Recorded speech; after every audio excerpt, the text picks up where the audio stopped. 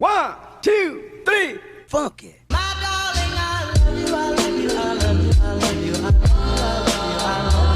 Olá a todos e sejam muito bem-vindos a mais um vídeo aqui no canal.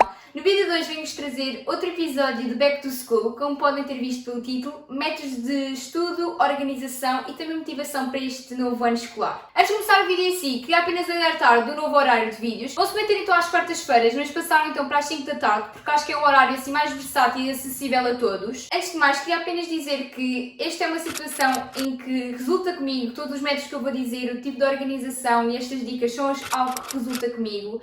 Portanto, é apenas a minha experiência e a minha opinião em relação a este vídeo. Primeiramente, queria dizer então que vou passar para o 12º ano no curso de Ciências Socioeconómicas, mais conhecido como Economia. Apesar de então no 12º ano já não tenho, por exemplo, a disciplina mesmo de Economia, tenho apenas 5.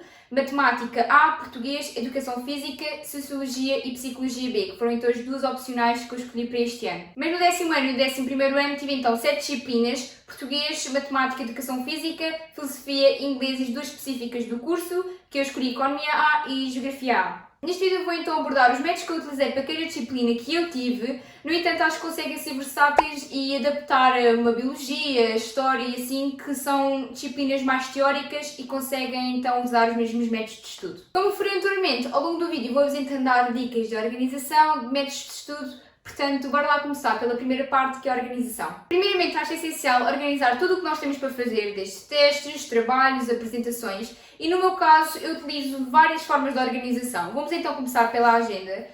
Eu utilizei então esta agenda aqui da Oxford. Eu comprei esta agenda aqui no Jumbo. Ela custou por volta dos 6€, algo do género, porque não é assim o meu método de organização principal, mas isto depende de cada um. Eu já comprei estas agendas há imenso tempo, porque estas são mesmo agendas escolares, tem aqui tudo o que eu preciso. Dá para pôr também aqui o nosso horário, que eu ainda não preenchi, mas dá aqui para pôr.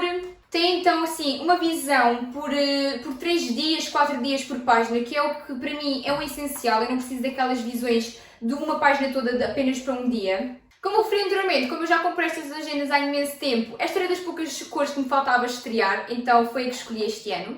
Nesta agenda eu acabo por pôr maioritariamente testes e trabalhos e aniversários, que é o mais importante, porque lá está, como eu disse, não é o método que eu utilizo mais, então eu não venho aqui tantas vezes como o normal. Lá está, como eu não utilizo tanta agenda, acabo por optar então por usar outros dois métodos, dois calendários, por assim dizer. Um deles é então este pack aqui, que eu comprei na Primark há uns 2 ou 3 meses atrás. Ele custou apenas 3€ e eu acho que é super versátil, porque tem aqui um bloquinho para notas, para to-do list e estes calendários com uma visão semanal. Estes bloquinhos aqui eu consigo retirá-los, porque eles aqui têm esta molinha aqui. Mas este calendário aqui é que está colado ao próprio cartão, mas se vocês quiserem conseguem descolar, que é o que devo fazer em princípio, para conseguir andar só com esta parte pequenina. O que eu utilizo maioritariamente é então o calendário semanal, porque eu vou conseguir pôr aqui estudar para teste de matemática na segunda-feira que vou ter na próxima semana e assim. E para ser mais fácil, pus os dias em cima de cada dia da semana, o próprio dia, por exemplo, 14/9, 15/9 e por aí adiante. Já fiz até por volta do dia 3 de janeiro. Basicamente é isto. Eu utilizo isso maioritariamente para fazer um pouco de to-do list do próprio dia, por assim dizer.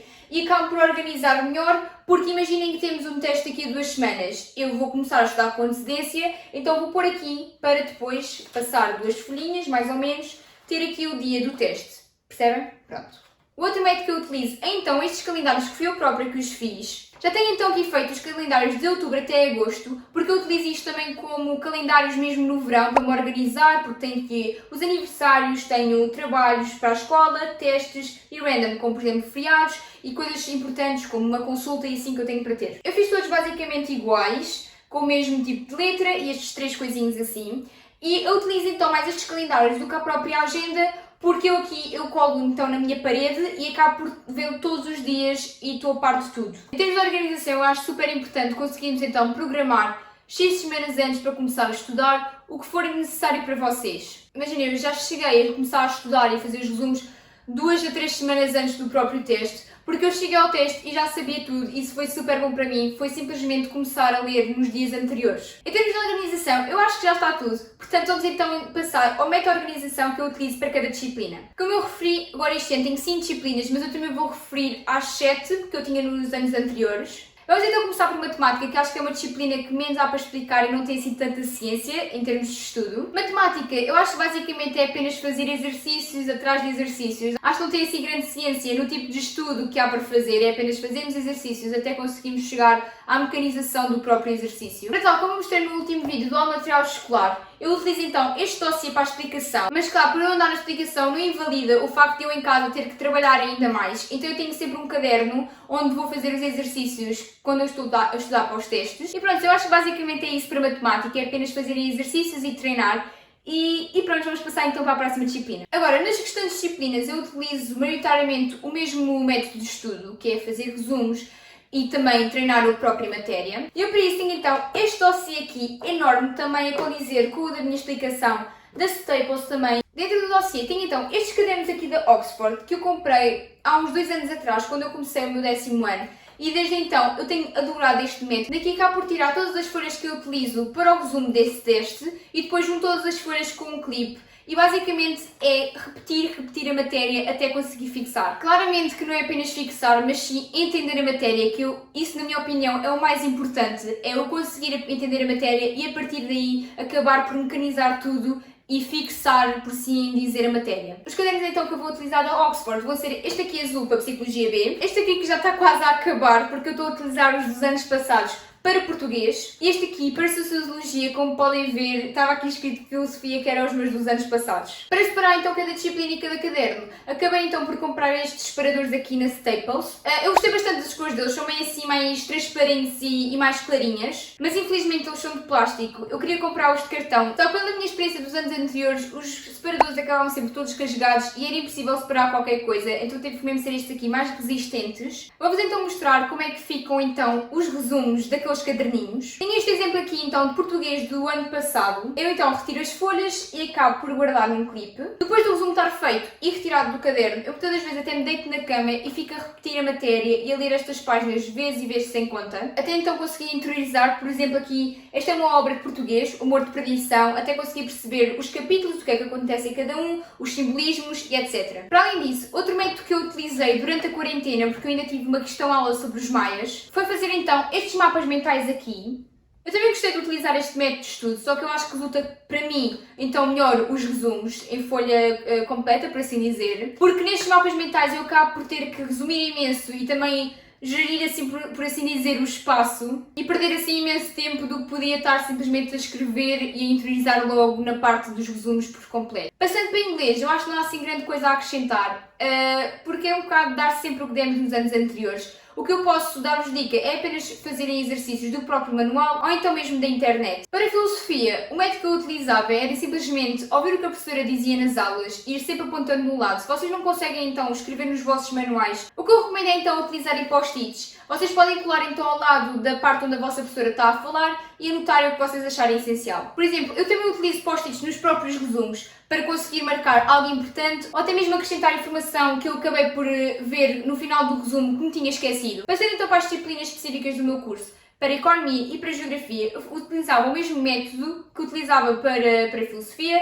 que era fazer os resumos e depois ler vezes sem conta até conseguir interiorizar. Mas lá está, isto era o que resultava comigo, era ler, porque eu tinha, por exemplo, amigas que o que resultava com elas era voltar a escrever a mesma coisa até conseguirem decorar. Por falar em resumos, eu acho que vocês devem ter em conta em que, claro que é muito bonito ter os resumos todos girinhos, todos ali decorados e assim, só que isso, vocês sabem que isso perde imenso tempo. Portanto, eu acho que é melhor termos um resumo assim mais simples, por assim dizer, mas que vocês consigam ser rápidos a fazê-lo e a entender. Passando então para a Educação Física, vocês devem estar a estranhar porque é que eu estou então a inserir a Educação Física neste vídeo de métodos de estudo, mas basicamente muitas das pessoas que eu conheço acabam sempre por reclamar da Educação Física ser a que deixa média e ter uma nota assim menos boa, e não é próprio estudo da Educação Física, mas sim treinar a Educação Física. Se vocês querem atingir certa nota ou aumentar a vossa nota à Educação Física, vocês também conseguem, como conseguem, por exemplo, para uma economia, uma filosofia. Claro que há pessoas que têm mais facilidade a economia do que a educação física e há pessoas que têm mais facilidade a educação física do que a economia, por exemplo. Mas como eu disse, isto é uma questão de esforço